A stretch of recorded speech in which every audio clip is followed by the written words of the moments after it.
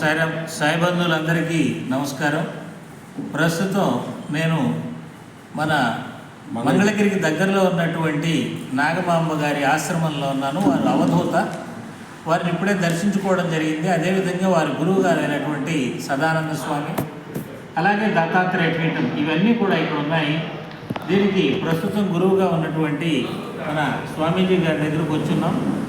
స్వామీజీ గారు దత్త సాంప్రదాయంలో ఈ కుండలిని యోగ సాధన వీటన్నిటి మీద కూడా దాదాపు 50 సంవత్సరాలుగా ఈ మార్గంలో ఉంటూ అనేక మందికి మార్గనిర్దేశనం చేస్తూ, అదేవిధంగా రాష్ట్రంలోనే కాకుండా వివిధ రాష్ట్రాల్లో జరిగే కార్యక్రమాలకి వారు వెళుతూ వారికి అక్కడ ఆశీర్వాద పలుకులు తెలియజేస్తూ భక్తులందరినీ కూడా సన్మార్గంలో నడవడానికి ప్రయత్నిస్తూ ఉన్నారు. వారిని ఒకసారి మన జ్ఞానసాయి మందిరం తరఫున, సద్గురు సాయిబాబా వెల్ఫేర్ ఫౌండేషన్ తరఫున ఇక్కడికి రావడం జరిగింది. వారి యొక్క అనుగ్రహ భాషణాన్ని మనం సంక్షిప్తంగా తెలుసుకునే ప్రయత్నం చేద్దాం. నమస్తే స్వామి. హరి ఓం. సద్గురార్పణమస్తు. సర్వమంగళ మాంగళ్యే శివే సర్వార్థ సాధికే శరణ్యే త్రయంబకే దేవీ నారాయణీ నమోస్తుతే. ఓం శ్రీ గురుభ్యో నమః.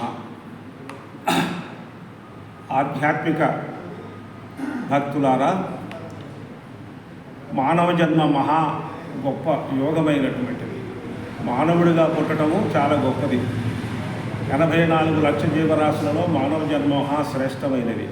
ఎలా శ్రేష్టమైన అవుతుందంటే, మానవుడిగా జీవించటం అనేదే శ్రేష్టం.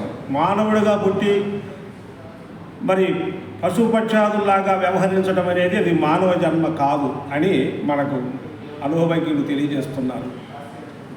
ఈ యొక్క ధార్మిక ఆధ్యాత్మిక కార్యక్రమం ఏమిటంటే, పూర్వజన్మ సుకృతం ఉంటేనే ఈ కార్యక్రమంలోకి వస్తారు. భగవద్గీతలో శ్రీకృష్ణ పరమాత్మ అర్జునుడికి చెప్పాడు. అర్జునుడు అన్నాడు, మాధవ, వృద్ధాప్యంలో నిన్ను దర్శించడానికి నీ దగ్గరికి చేరడానికి వస్తారు. కొంతమంది యువకులుగా వస్తారు, కొంతమంది వయోవృద్ధులు వస్తారు. వారు పూర్తిగా నీ స్థానం చేరకముందే వాళ్ళు గతిస్తారు. వారి పరిస్థితి ఏమిటంటే, వారికి అక్కడి నుండి మళ్ళీ జన్మంటూ ఉంటుంది. జ్ఞాని అయినటువంటి వాడు మళ్ళీ జ్ఞానిగానే పుడతారు. కొన్ని జన్మలకు నన్ను చేరుకుంటారని చెప్పారు. అలాగే బ్రహ్మంగారు కూడా సిద్ధయ్యతో, ఈ జన్మ మిగ దుర్లభమురా, ఓరి సహజన్మ సాకార సద్గురుని గనరా.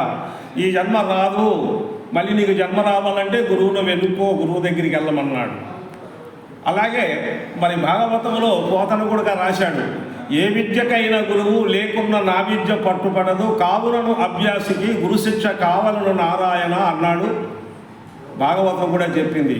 అలాగే మంగళగిరి, గుంటూరు జిల్లా మంగళగిరి గురుదత్తాత్రేయ ఆశ్రమంలో శ్రీ శ్రీ శ్రీ సదానంద స్వాముల వారి శిష్యురాలైనటువంటి మాతాజీ నాగమాంబ గారు ఇక్కడ ఆశ్రమాన్ని స్థాపించి ఈ యొక్క గుంటూరు, విజయవాడ ప్రాంతాలలో కొంతమంది శిష్యులు తయారు చేసి కుండలి యోగాన్ని వారు అభ్యసించి కొన్ని రోజులు కొన్ని గంటలు కూడా కుండలిని వాళ్ళు స్వేరించి సహస్రాదంలోకి వెళ్ళినటువంటి వారు పరిపూర్ణమైనటువంటి రోజు కూడా, తనువు చాలించిన రోజు కూడా ఈ యొక్క సహస్రారంలో ఈ యొక్క మాడును చెట్లించుకొని పైకి వెళ్ళినటువంటి, తనువు సాధించినటువంటి వారు.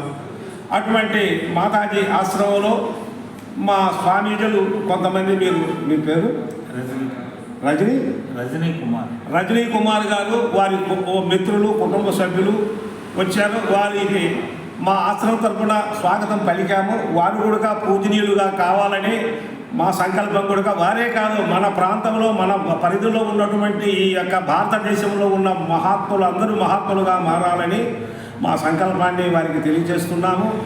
నా పేరు శ్రీ శ్రీ దయానంద దత్త స్వామీజీ, గురు దత్తాత్రేయ ఆశ్రమ పీఠాధిపతిని.